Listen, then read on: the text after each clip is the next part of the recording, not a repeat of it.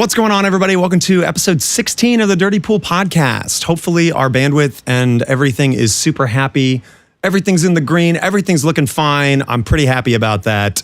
Thank you, everybody who's joined. I'm here with, today's a very special day, as every day on the Pool Podcast is. I've got my rainbow lights flashing right now. And why do I have my rainbow lights flashing? Because I am talking to the king of RGB lights, Jersey Jack Pinball. I'm joined by Mark Seiden, designer of Avatar, Homebrew, Metroid legend, right? Can we say that? Can we say legend? Yeah, I guess so. Contributor to Elton John, which was new to me. Thank you so much for joining me, Mark. Thanks so much for having me. So I have been looking forward to speaking to somebody from Jersey Jack for a while, just because I think that that's not something I cover a lot on the channel. And Avatar is a game that I really like. And I'm going to put that out there right off the bat, just because one of the reasons that I had requested to speak to you was that I wanted an opportunity for people to hear more about what went into Avatar, to give it a chance, because I think that it's an underrated game. So without further ado on that, we can see Avatar over your shoulder. Can you tell me a little bit about, let's start with how you got involved with Jersey Jack. I know that you worked on the Metroid Pinball, and then Jack was like, whoa, what's this? Yeah, so I've been working on, I had been streaming pinball, and like there was a lot of people streaming pinball. I realized nobody was like designing pinball on Twitch.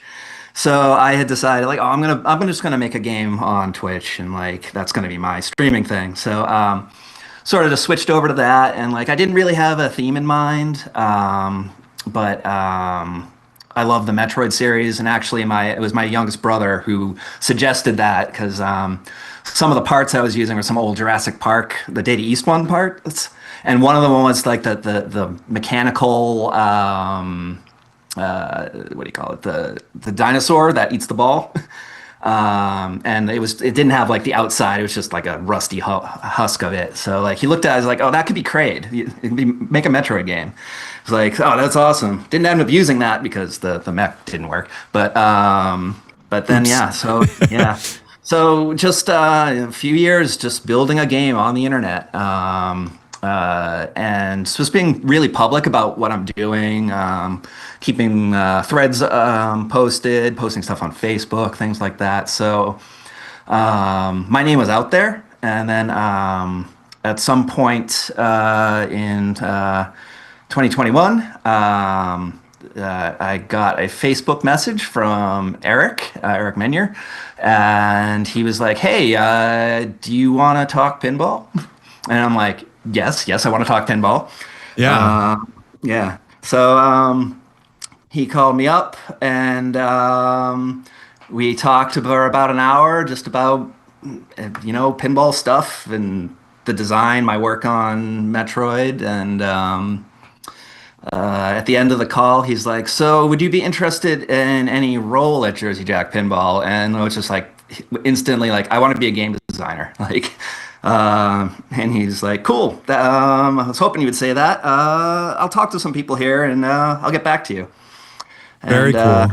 Yeah. So ended up putting together like a 64-page of like pictures and descriptions of everything I did, sort of like as my resume, because a normal resume doesn't really do anything for you, like if you're and it's hard to show off your design ability without actually trying to commit to a homebrew. I mean, I think you know, a lot of people wonder like, well, how do I get into pinball, or how do I break into it? And it's like, you kind of just got to do it yourself so that somebody sees what you're doing, right? Yeah, I mean, that's really the only way you can do it. I mean, you don't go to school to learn how to design pinball machines, like no, but someone should open a school that does that, right? That you're right. Yeah, gotta talk to the powers, the educational powers to be, that make that happen. Yeah. I mean, I know there are sometimes a professor will have like a game that they're like, oh, you can create custom code for it and stuff like that, but it's not really a common thing. No. So yeah, I put that together. I ended up talking with Pat Lawler, talking with the software team and whatnot. Actually, talking with Pat, like at the end, he's like, yeah, you kind of remind me of me. You're a software guy who made a game in your garage and you want to be a pinball designer. Yeah, I'll talk to some more people here and get back to you. And like, I hung up with that. I was like, I think I might have the job. Like that's got to feel so good. Yeah. So as you know, or may not know, this is live and we do field questions from chat. Instagram, if you have questions, I'm sorry, I don't have that pulled up, but if you're on Twitch and YouTube, send it on over. So Wolfman said that you had Twitch integration with your Metroid. Is that true? Oh yeah. Yeah. Oh, please, let's talk about that. So yeah, whenever I was streaming it, doing play testing, there are a few different things it could do. It read chat, so it signed into my chat. And if somebody subscribed, it would randomly either reverse my flippers on me or teleport me somewhere else in the map, because Metroid's sort of like a dungeon crawler game. Sure. I would just it would sort of mess up my progress. Although every once in a while that was a good thing. Like it would send me near the boss or something. Nice. It would also put the chat on the screen, so I didn't have to keep going over here and checking chat all the time, and so it just show up and whatnot. So it was both useful for you and also useful for chat to mess with you. Yeah, exactly. And there was another thing. I kept this off a lot of the time, but for bits, if you donate it, you could set the number, like how many bits would trigger it. But it would add a ball to my game for a certain number of bits, so they could just sort of keep messing with you. Yeah, cool. You mean like throw a ball in, not like give you an extra ball? No. Yeah, you'd be playing with two balls all of a sudden. Gotcha. And I found if you put that low enough, people would just throw all their bits at you, but it usually would break the game. But that's a win for everybody. That's amazing. Yeah, exactly. I mean, I feel like a lot of pinball, the thing with Scorebit and stuff, there's a lot of untapped integration, I think, with a lot of the software that Homebrew people are doing, and I'll say Twitch integration. But Twitch also has no idea what the hell they're doing with pinball. I mean, they already messed up our pinball channel by making the channel link break on everybody. Oh, really? Yeah, that's a different story for another day. But that's really cool, and I feel like your origin of starting with doing it as a part of the Twitch integration started. You're doing it on Twitch to begin with. So they're like, hey, I'm going to design this game, so I might as well build that integration into it. That's really neat. Yeah, and I was just sort of playing around with it. Nobody had done it at that point. Now I know P3 has integrated that too. Yeah, Joe mentioned that here. Yeah. But yeah, it was a cool little idea, just to play around with, and it really was made the game more fun with the audience and stuff like that. I thought it is super fun to interact with chat. So you mentioned that you had a hand in Elton John to me when we started. So when you started working at Jersey Jack, were they just well, this is a little spoiler, a little preview. When I was talking to Jack told me that he was that he gave you the Avatar license and was just take your team, do whatever the hell you want. Reins off and make the best goddamn game you can, basically. And I think that's pretty awesome. That's got to feel good as a first-time designer to just to have that kind of freedom to do whatever. Rolling it back before we get there, what was your first role at Jersey Jack? So I was basically, they put me with Steve to sort of mentor me in what he knew and sort of knowledge transfer, what he would do and stuff like that. So what I brought to the table is I knew CAD software. Nice. So SolidWorks, or what's your platform? I came in knowing Fusion 360, but I had to learn SolidWorks. Gotcha. Because they use SolidWorks there. He designs old school with the 2D AutoCAD software. I would just take his drawings, put it into CAD, and then he could come in and fly around here and see how much space I have and things like that. So it was very helpful early on, where I was basically his first mechanical engineer, or sort of something like a mechanical engineer. This is when you were helping with him on Elton John, correct? Yeah, this is Elton John. Yeah. So different things. That whole how much room do I have here? That got squeezed in the backstage shot. He was looking at it one day. He wasn't sure he could do anything there. He's like, oh, I could absolutely do something there. Another thing I helped out with was the Rocket Man shot. He had been going through a bunch of ideas, and finally he was like, yeah, just cut it off here and we'll figure it out later. So I went home. I thought about it. I was like, wouldn't it be cool if it like spiraled under the ramp? So I did that, and it actually went under the plastic ramp. It was different from the final one. And I showed him that, and he loved it. But he was like, I can't really. It's not really manufacturable, stuff like that. So he turned it into up and into the back left ramp the way it actually shipped. So. If you're not a music pin fan, I definitely recommend. Elton John is frequently referred to as one of the best Jersey Jack games, and I think it has that kind of it has that what do you call it? People believe that because it's true. It's just fun. Like, yeah, it really is. It's a blast. The flow on it's really no joke. In an era where people aren't putting pop bumpers in games, there's pop bumpers in it. They're even called jets. Get it? John, the jet. Get it? Yeah. Yeah, mine's actually a prototype. Song. Oh, really? Yeah, it's got a 3D printed Elton and a bunch of inserts labeled incorrectly. Awesome. It makes it more unique and rare, right? Exactly. So I feel like a lot of the design people don't think about space when they come to like designing a pinball machine, right? Like you have to think both space on top and under the playfield because these mechanics need to attach someplace underneath. You can't just stack solenoids on top of solenoids. And jumping over to Avatar, there's a lot of shit going on in the back. I mean, that is like a very dense, intricate kind of weaving playfield area where there's a lot of ramps up and below and saucers and scoops and all sorts of good stuff. So walk me through some of the oh shit moments when you started to like go into laying out the playfield for Avatar. Right. So yeah, it's you're right. It's just trying to make everything work and fit was challenging would be a good way to describe it. So like a lot of the like it's I used a little bit of the ideas from Metroid in the back and just sort of like said, all right, I know this works here, I know this works here, but then I can change this and squeeze some stuff in here. But actually getting everything to fit, you just sort of like drag stuff around in CAD and like you can see in the bottom, oh, this is going to conflict with this. It's going to be conflict with this.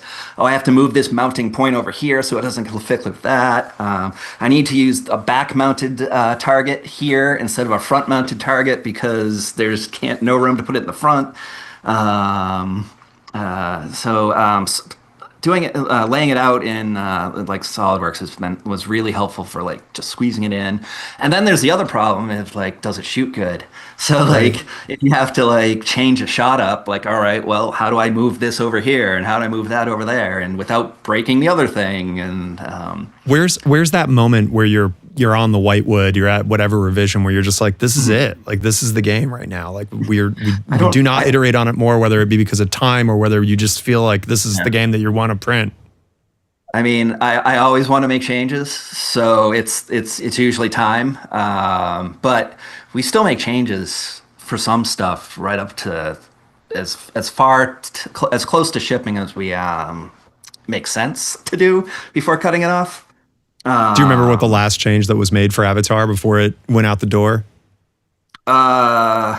I think it was as we were starting to build them, actually. I don't remember what it was, but it was like, that wasn't as manufacturable as we thought it would be, type of thing. No joke up to the last minute then, huh? Yeah. So we got a few questions. We got Roller Coasters wants to know if you had did you help with the rules and game coding concept, especially because you have a software background? I actually didn't do really any coding on this. I did go to Keith Johnson's software boot camp because when we hired a couple new developers. So I have an idea of how the platform works. How many push-ups do you have to do in software boot camp? Yeah, none, fortunately. But you have to learn all about like how the real-time platform for Jersey Jack Pinball system works. Oof, that sounds less nice. Yeah. So it's I didn't actually, I don't have time. It's pretty much but I did like go in. I was playing around with trying to make attract mode light shows. I've made some work, but I didn't really think they were as cool as the ones that the software guys were doing. So sure. I ended up out. But as far as rules, yeah, it's a team effort. I contributed all the rules. Keith is the lead on that. But of course, they're not going to say, no, Mark, you can't do that. Like, well, sometimes they do, but why couldn't they? Yeah. I mean, you can tell anybody no. Yeah. I mean, if they do, I guess they don't want to do that since you are trying to design the best game you possibly can. But you mentioned lighting. We have to talk about lighting. Yeah. We got to do it. You can't talk about Jersey Jack without talking about absolute rainbow fluorescent RGB vomit, right? So who is responsible for ensuring that every game is the Skittles of LED lights? That's up to the lead software, what light shows they want to put in. Like this one doesn't have the rainbow show in it. I know. That's one of the reasons it's my favorite Jersey Jack pinball machine. I didn't think it made sense for the theme. Other themes, it makes total sense. Like Wizard of Oz, it makes total sense.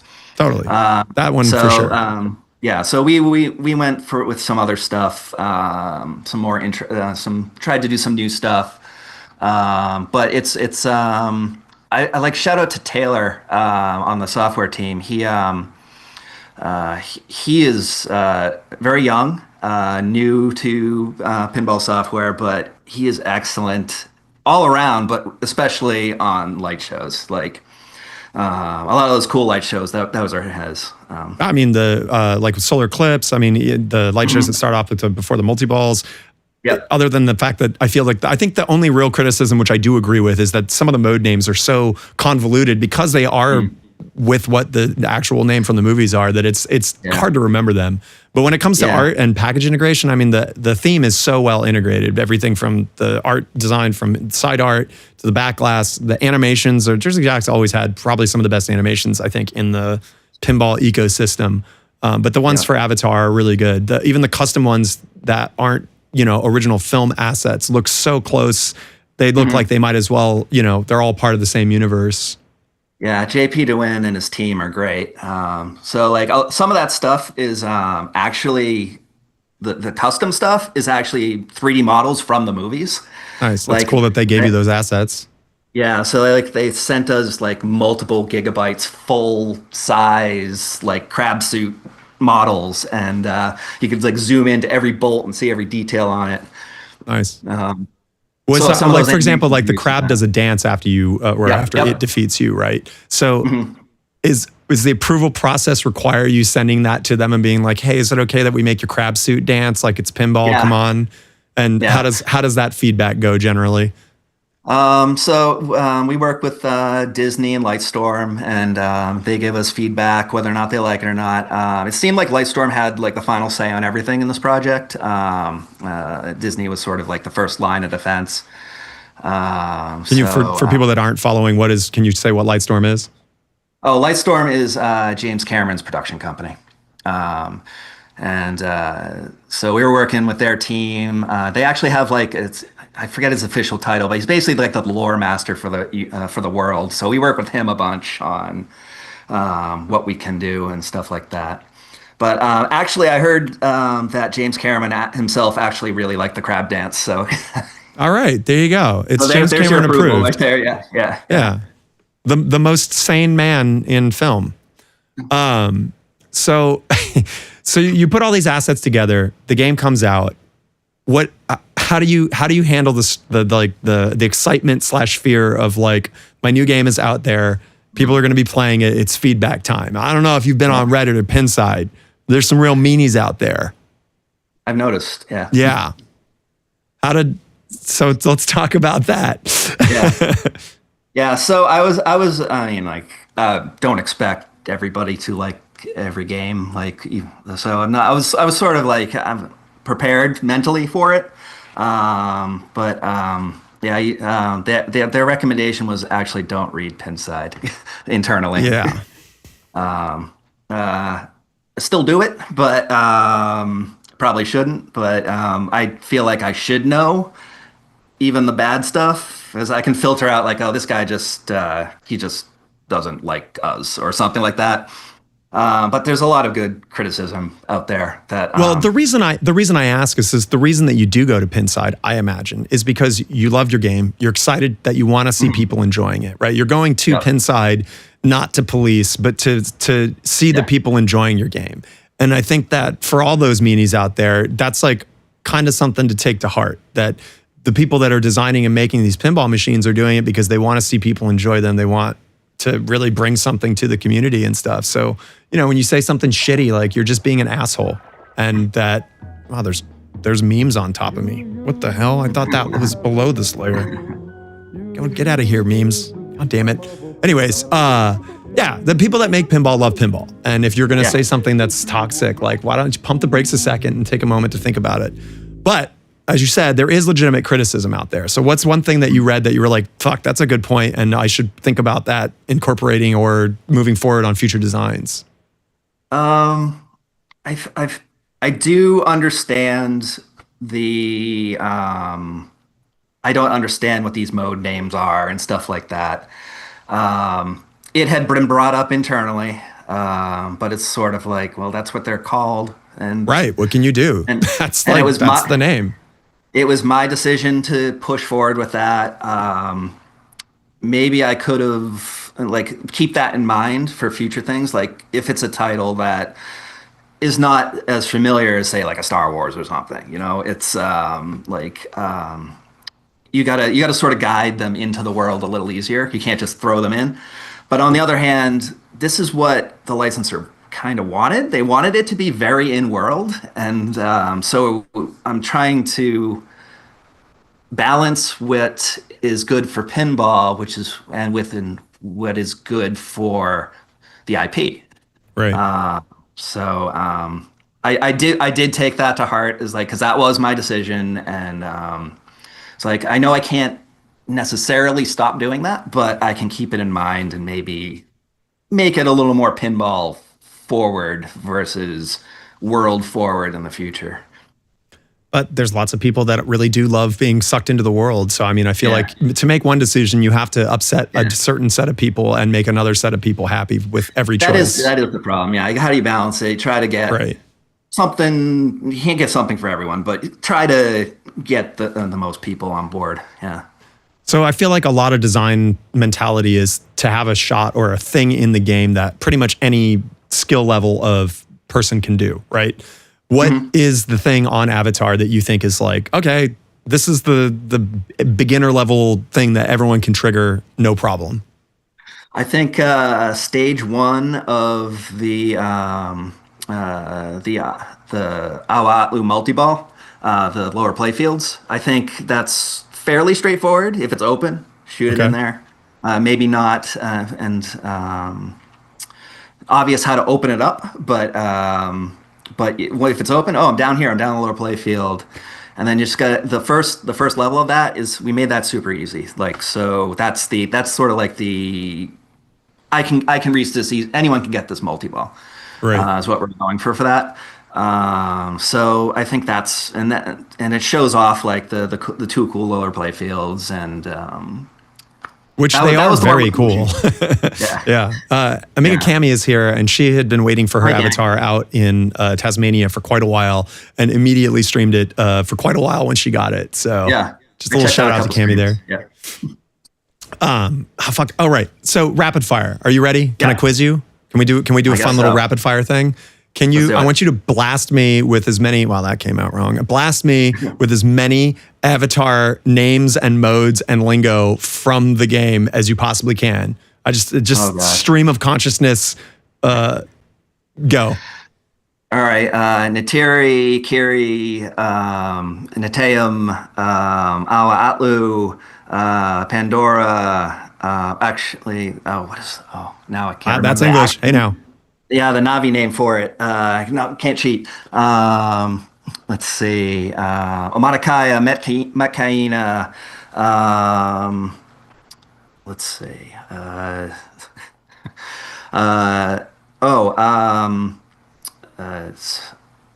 Torak. That's Torak, like the animal hunter. I'm fucking that up now. Yeah. No, it's the big red thing that Jake rides. Cool. That's pretty good. I'll stop you there. That's impressive. For a second there, I felt like I was actually talking to the Navi. So like part of the voice acting, I had to go and like figure out how everything is pronounced, and so I could coach. Because we have a couple of they're actually video game voice actors who do some call outs. And we have Stephen Lang doing a bunch of stuff. He knew how to pronounce stuff. I'm sure. The callouts are very excellent in the game. Amp Suit. Let's talk Amp Suit, right? So Stern had done an Avatar game, obviously, and the Amp Suit from that game is pretty over-engineered, and Borg really made kind of a wild piece of mechanics for it. Yeah. Was there any, when you were doing your Amp Suit that is on Avatar, was there any discussion of like, should we Epco any of the design of this? Do we want to try to deviate at all? Like, I wanted to avoid anything that was sort of like the old game as much as possible, to sort of make it a new thing. Sure. Not really. So like Amp Suit's obviously one of like the things in the movie. So like trying to not like create a mech around that's the same, was sort of like, just get that out of your head and like try to like do something different and new. And which is cool because you put a slingshot yeah. basically like smack dab in the middle of the playfield almost. Yeah, exactly. Yeah, that was supposed to be like the Amp Suit's fighting back with you, like he pushes you away and like whatnot. So yeah, but I knew I needed to have an Amp Suit somewhere, so that's how that came about. Cool. I actually, going back, I wish I had looked at it a little bit more because Stephen Lang also did callouts for that one. So it would have been cool to like maybe grab a couple out of there that were interesting that he had done specifically for that. But by the time I realized that, it was too late. We had already recorded his lines. It's true. Getting everybody back in the booth is a fiasco. Did you guys use a voiceover director as well, or did you just wing it with talent? So we actually, for the non-Stephen Lang voice actors, we hired an agency to help us find people. We had to have union voice actors because Stephen's union. That forces everybody to be on board the union boat. Yeah. So, and to do that, you have to put out a casting call. We got 600 responses. That's a lot. That's a lot of demos to go through. Yeah. So, fortunately, the agency we used, they narrowed it down for us and whatnot. Yeah, voice acting was an interesting experience. Yeah, especially from the software side of it. I mean, that's like about polar opposite as you can get from programming when it comes to creative endeavor, right? Yeah, we actually had some placeholder callouts in there for a while, and one, it was Crystal Gemich works over there. She recorded a bunch of them, and one was just like, she just said like tilt, like just very bland. Tilt. So like I was like, I kind of want that in the game. Some like one out of every 500 times, it's just Crystal saying tilt. Is that actually in the game? No, we didn't. That's the kind of Easter eggs us pinball people go for. That's so great. Yeah. Maybe we'll slip it in there at some point. But next update, I'm sure someone's going to ask when the next Avatar update's coming. Brian wants to know what your high score currently is on Avatar. I guess on your home one, right? Oh, my home one? I don't know what mine is. Actually, let's bring it up. Here we go. Live grand champion investigation happening right now. Pretty low on mine. 227 for mine right now. I've gotten over 1 billion on other copies, but yeah. I invite too many of my friends over who are really good at pinball. Yeah, it's always everybody else that's way better than you owning your own game, right? Yeah. Cami says that she loves how on August 24th it kept saying it is my birthday after all. So there is an Easter egg in there. Oh yeah, yep. That's in there for sure. Yeah, that was my idea to do that.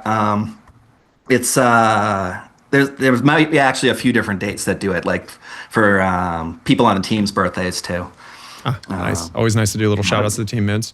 Roller Coasters wants to know, is there a mech that you wanted but couldn't get it into the game, either from space, I'm assuming, or time? Yeah.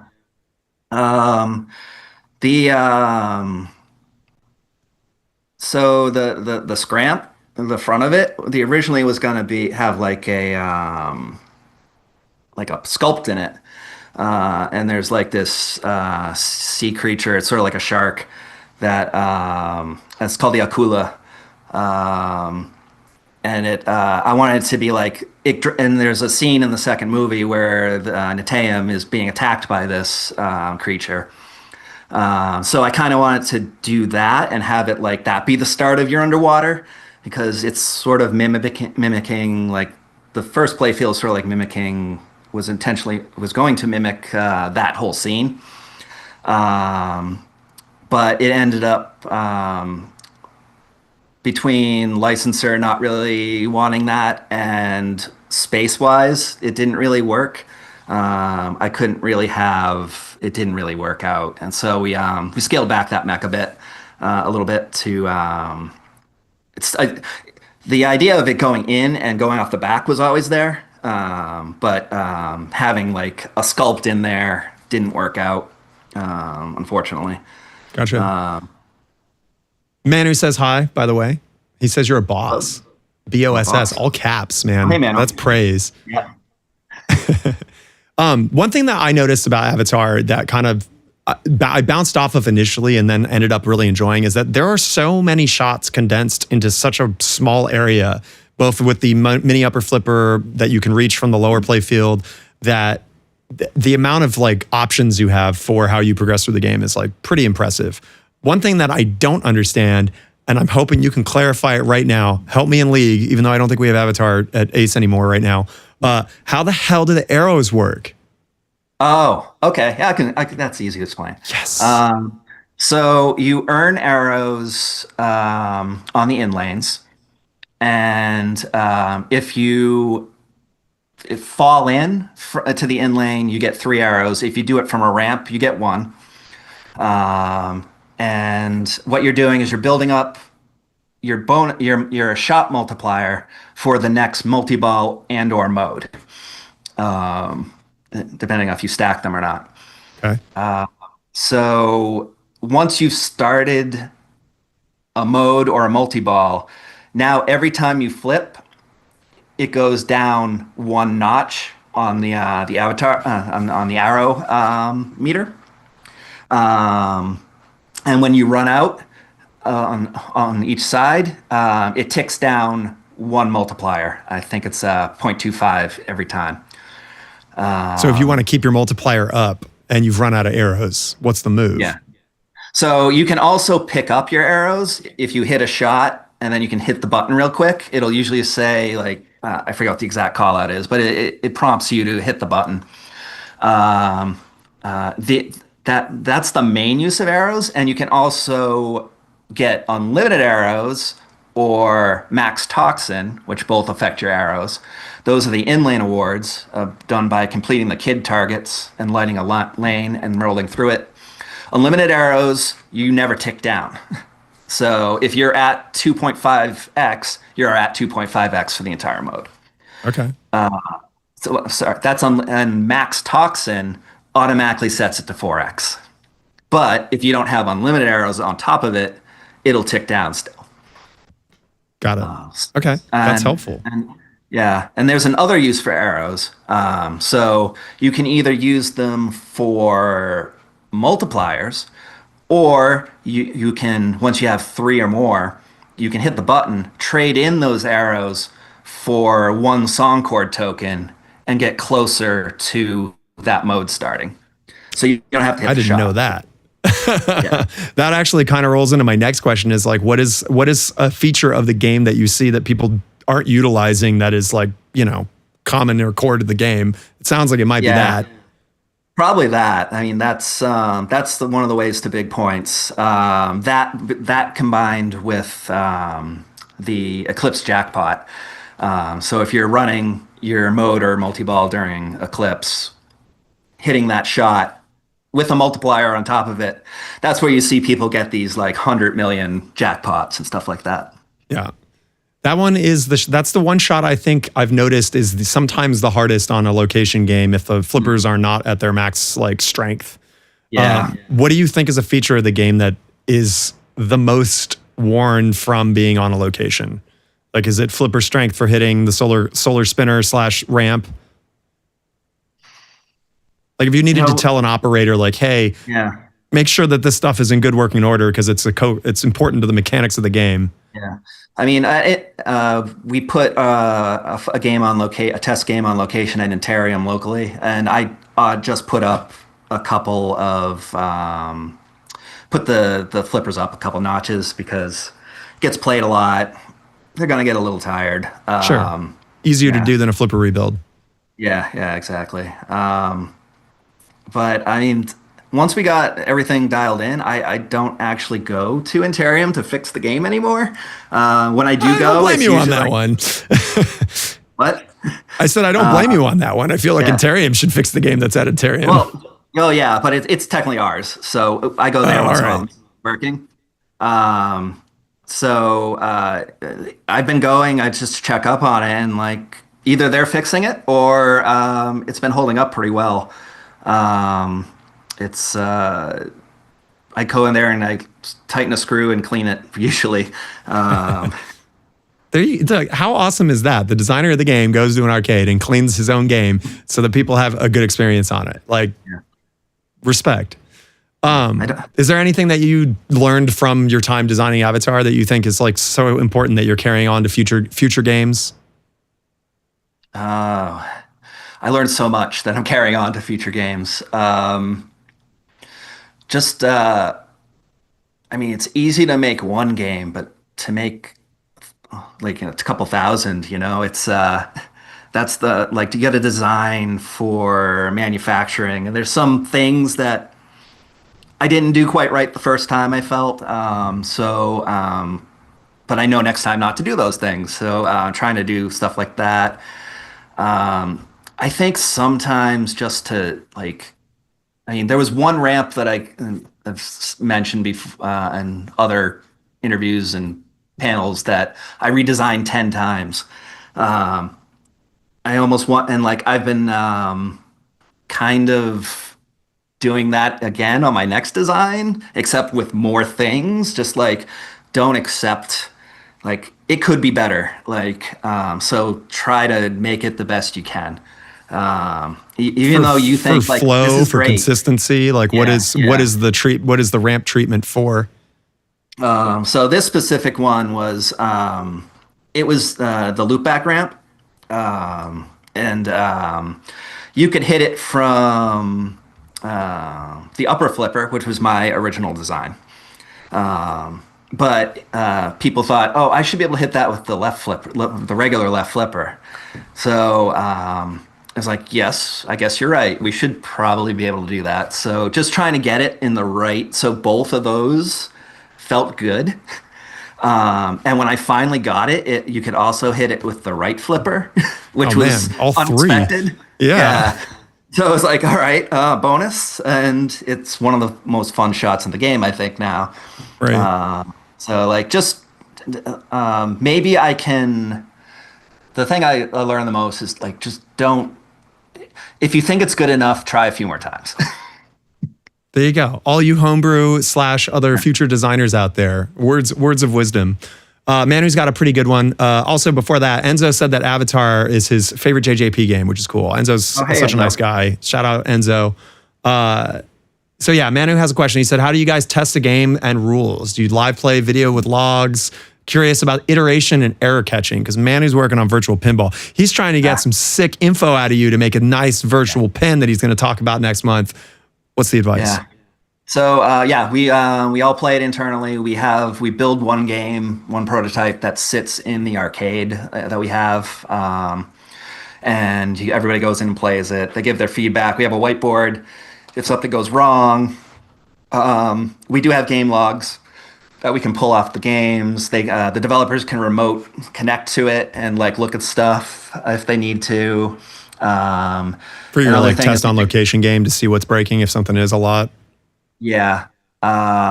We look at the audits to see like, oh, is this being hit? Is this being hit? Is this mode being started? Things like that. We have pretty good, if it crashes, we have a pretty good debugging system to figure out what caused the crash, where in the code it was. Um, so it's they have a lot of tools for developing games that very useful for debugging stuff and feedback too is like on rules like somebody might be playing and they're like, oh, I think this should be like this, for this reason. So you sort of like get all this, uh, not really like errors or anything, just sort of like this doesn't feel right type of thing.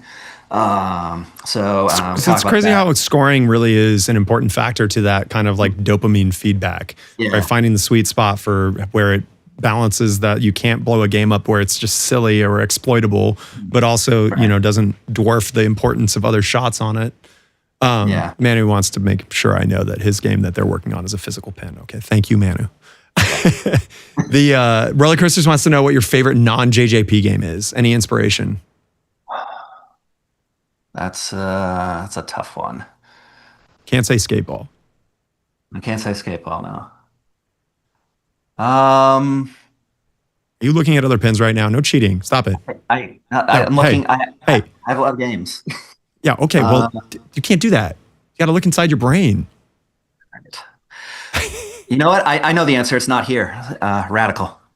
I love Radical. Oh, what an awesome choice. Yeah. Yeah. Radical has such a cool flow and weird, like connecting whatever, like ramps and loop shots. It's just wild.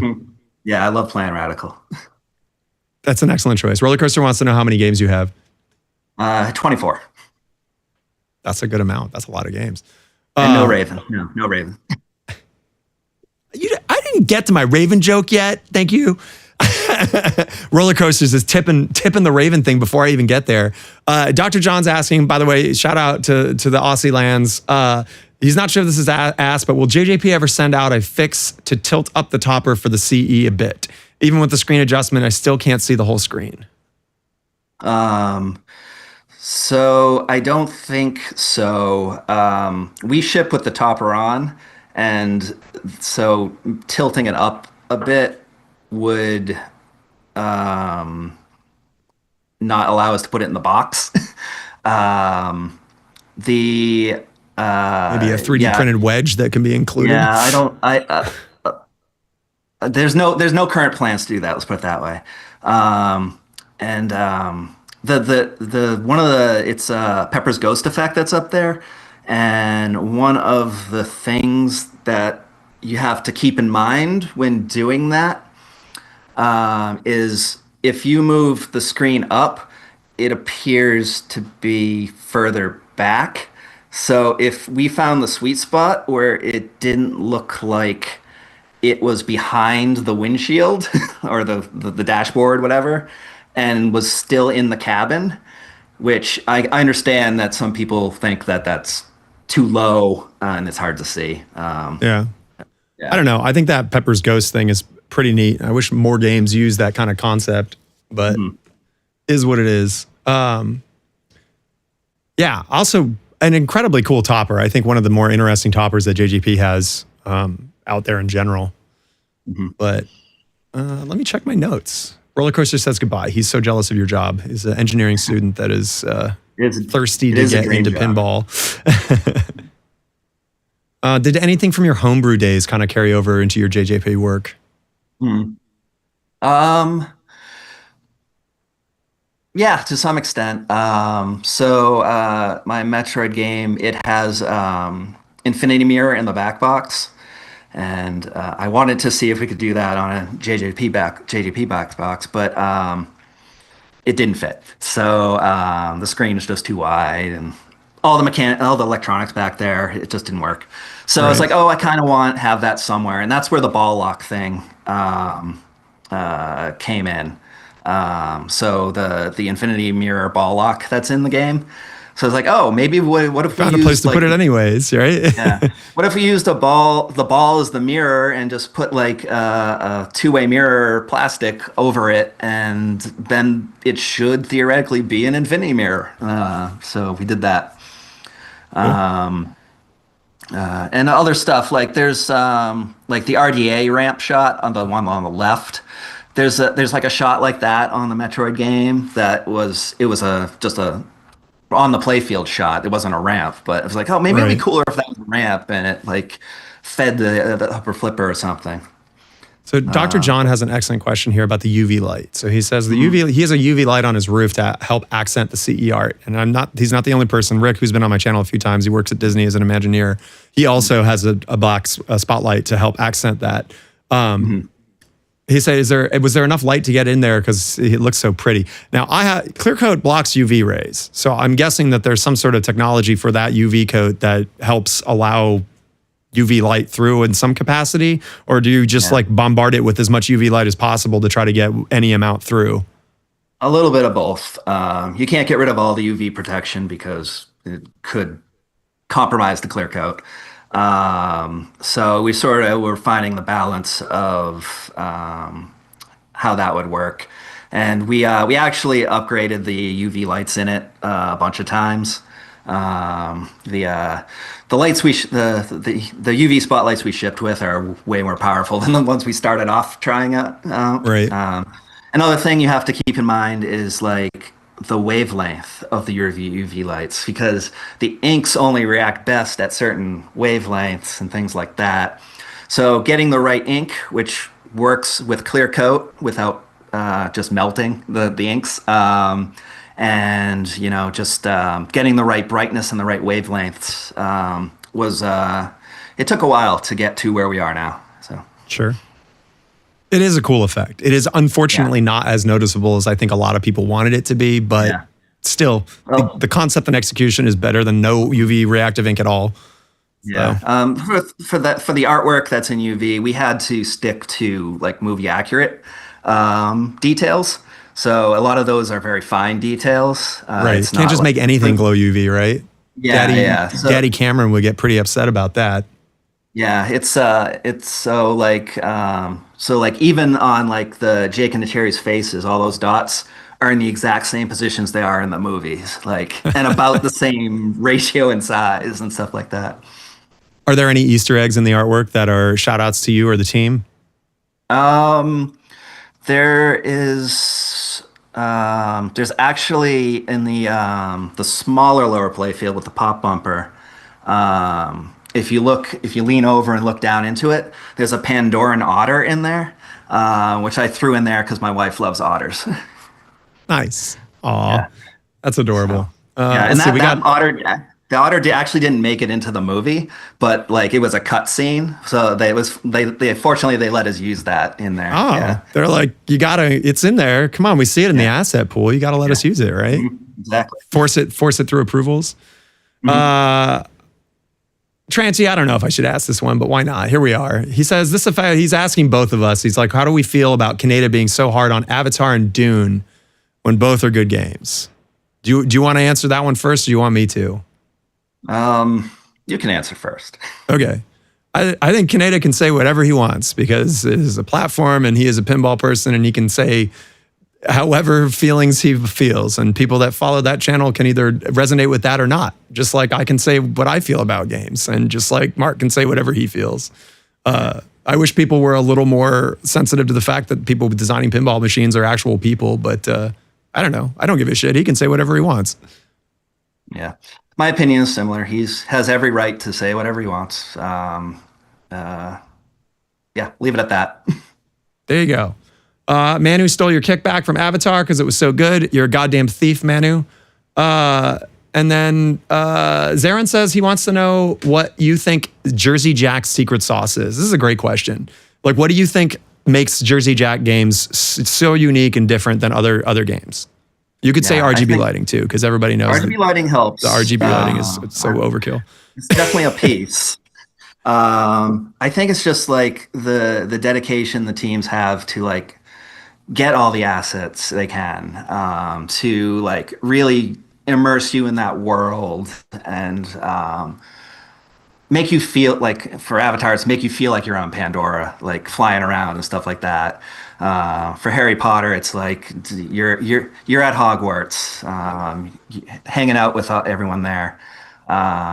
It's just they really try to immerse you in the game and give you as much as they can, like for gameplay experience.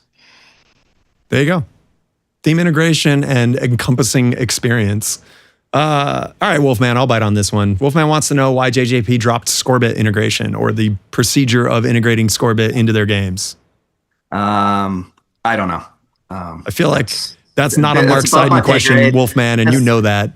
Yeah, it's above my pay grade. I mean, I do like getting achievements, so who knows? I love the real-time score counting that happens on it, especially for integration in games like System 11 games and stuff like that. It's such a neat concept. We talked about this a little bit with Stumbler Mods, Davey, because they had figured out a way to get into Stern's code so they could pull actual data to like drive their mods and things like that. And then Stern put out a mystery patch and suddenly that stopped working. And it seems silly. Like, I get there's a certain protection of our rights and stuff, but at the same token, it's like, why not give a data output line that's dedicated towards people that are in the homebrew market or making mods? As a homebrew person yourself, do you not think that that's a fun and cool idea that motor pinball people should integrate? I had thought of that idea. Whether or not it becomes something in a Jersey Jack game, who knows? Sure, but a universal data output line that gives certain statistics and things to pull from to drive mods or drive statistics, like, it just seems like kind of a no-brainer in the digital age if pinball is going to keep evolving. Yeah, I mean that's pretty much you could make a mod that's fully interactive and stuff like that. Although officially, modding voids your warranty. I have to say that. Of course, officially. Yeah. Kyle at Stern has specifically said that he has never not approved. Everybody loves double negatives. He's never turned down a warranty replacement thing based off of mod integration, which I think is cool, even though Stern has the same policy, for lack of a better word.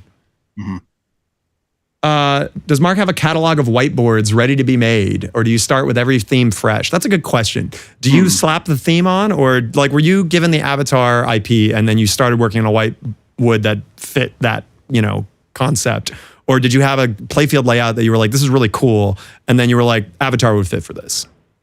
I feel like the game should play like the theme somehow. It's very hard to like quantify, like, say this feels like Pandora or something versus this feels like Elton John,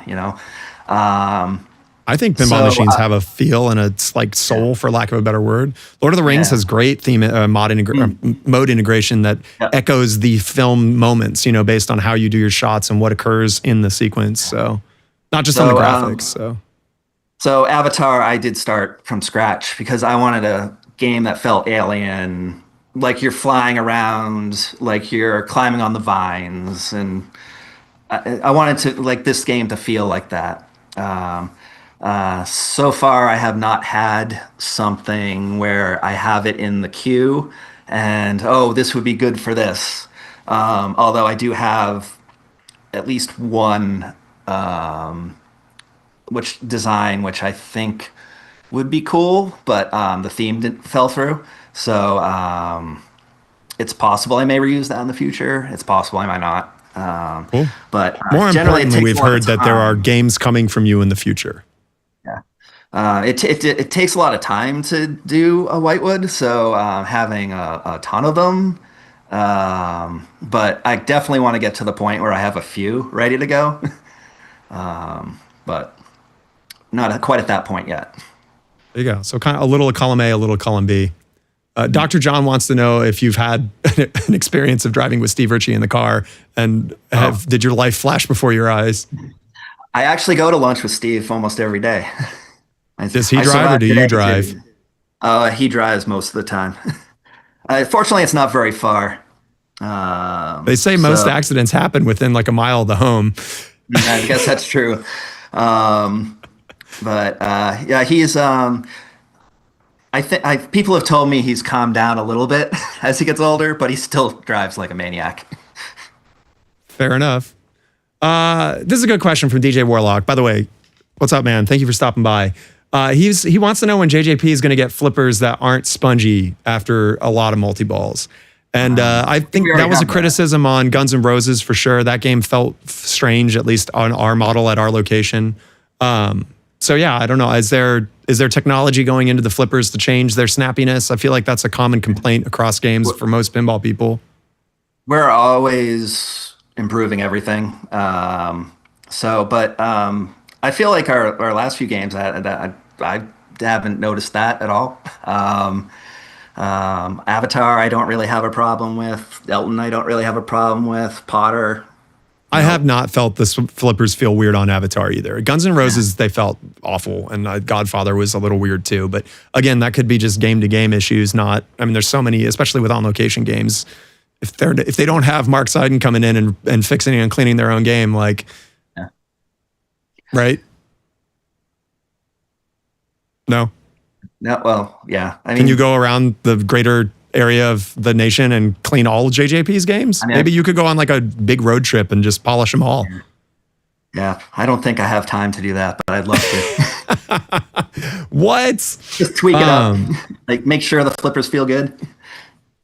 Free Gold Watch says that Potter feels fine. They have over 3,000 plays, and those flippers are just as snappy as they've ever been. I'm filling in some of that, but that's what Manu says. So that's pretty great. Dr. John says that Escher put Pandora, he spelled it twice in one game. That's impressive. That man is an absolute pinball legend. All right, I think that's pretty much all I got in terms of Avatar and stuff. The only question I didn't ask, and it's funny we're doing this right at the end, but Mark, what got you into pinball? Like, where did it start? So I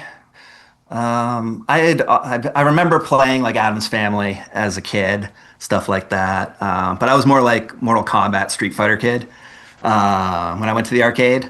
But yeah, I would occasionally play some pinball. And then when I was dating my now wife, we went to a Dave and Buster's, and this was around 2000.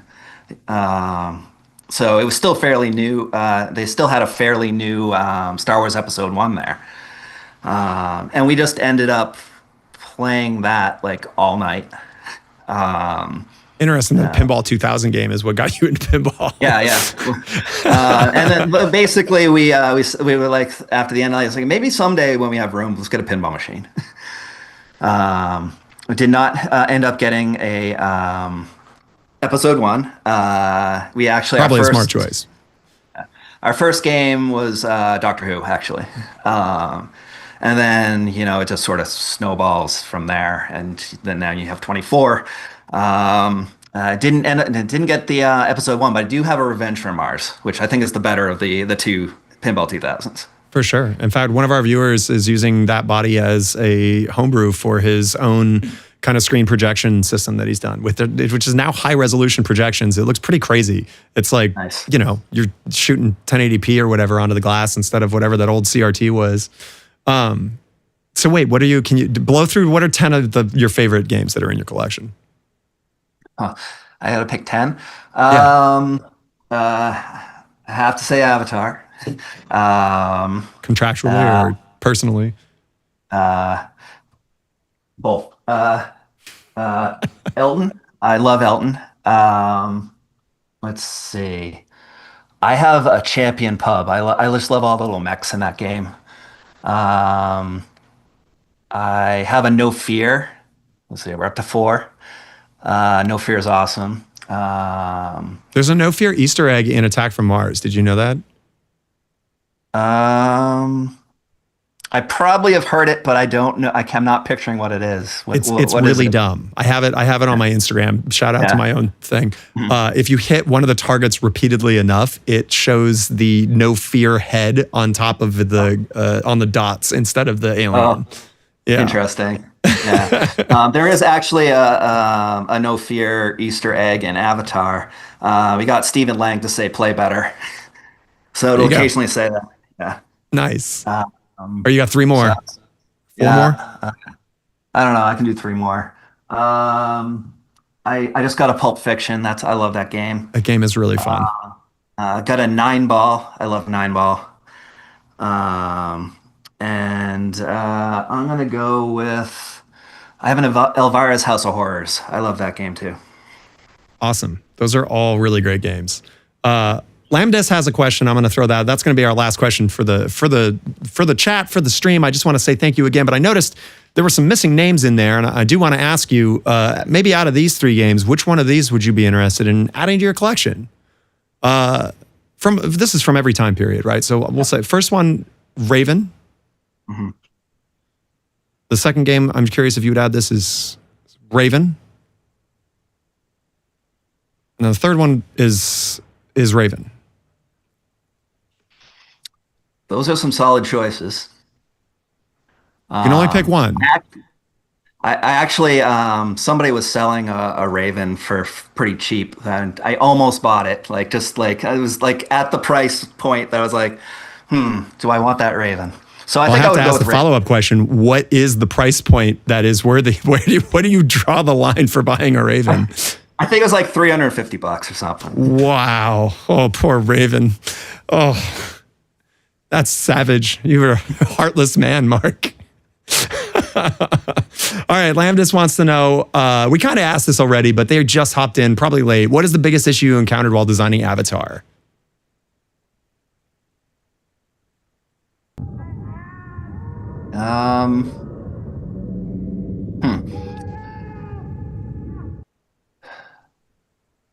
There's pinball is hard, so there's a lot of things that go wrong and whatnot. You know what is really hard? UV inks. Okay, getting it right. That took a lot of tries to get where we are now. And if you missed that, we were talking about the limitations because you put the dots that need to be UV in their film accurate, lore accurate spots, which aren't necessarily as large and palatable as that may need to be in order for them to pop from the light. Yeah, I think like at least on the CE version, the whale, that whole area around that in the center, it looks really good under the UV light. Like all the green dots, let's like pop and stuff like that. The reds and the blues around the corals and stuff like that. So we were able to be a little more dense in like the underwater scenes on the playfield. I'm happy with the final result. But it was a journey to get there, to say the least. Right. And it is a great game. So I think what a fine way to kind of like tag out the stream. Thank you again for coming on to talk about both the challenges and your journey of getting to Homebrew to Jersey Jack in general. If you haven't played Avatar, I implore you to go find one. If you're not a fan of the movie, man, I get it. Like themes are, at least for me, I know themes matter to a lot of people. I'm talking to you, pinball degenerate, Joe. But for other people that love rules, they love a game that just shoots amazing, go give Avatar a try. This is not a paid promotion at all. I just like Avatar. I put an amazing like 2 billion point game on it, like the 3rd or 4th time I played it. And nothing makes you like a game like putting up a big score. But yeah, go check out Avatar. Good. Mark, you got anything you want to plug that's going on in Jersey Jack's world or coming up that you want the world to know about? So Papa's coming up this week. I think that they have an auction. It's for helping suicide prevention. So I'm laughing at Pin Degen's comment, not the suicide prevention thing, by the way, just for when people watch this on VOD. Anyways, Papa, very important. That's for Lyman F. Schatz, by the way, LFS, probably one of the greatest programmers, and unfortunately passed due to suicide. I think Batman 66 is one of his most amazing games and truly a good cause. And please go watch Papa. Yeah. So yeah, watch that. If you're there, bid on some stuff. Do donate. There's a donation link that they have. If you can't make it, yeah, I think that's what I want to plug. There you go. Awesome. By the way, it's LFS, Lyman Sheets, not Schatz. I'm getting my Schatz and Sheets mixed up before Reddit jumps on me on that one. Anyways, as we do on here, thank you again. All praise the Great Pyramid. Appreciate you and the time and the interview. Tell Jack I said hi and thank you for throwing you over to the wolves here of our chat monsters. As we do here, we're going to go find someone to raid and make their day by dumping a bunch of pinball people on there. So please stick around if you're on Twitch. If you're not, you don't have to worry about this. Bye, everybody. See ya.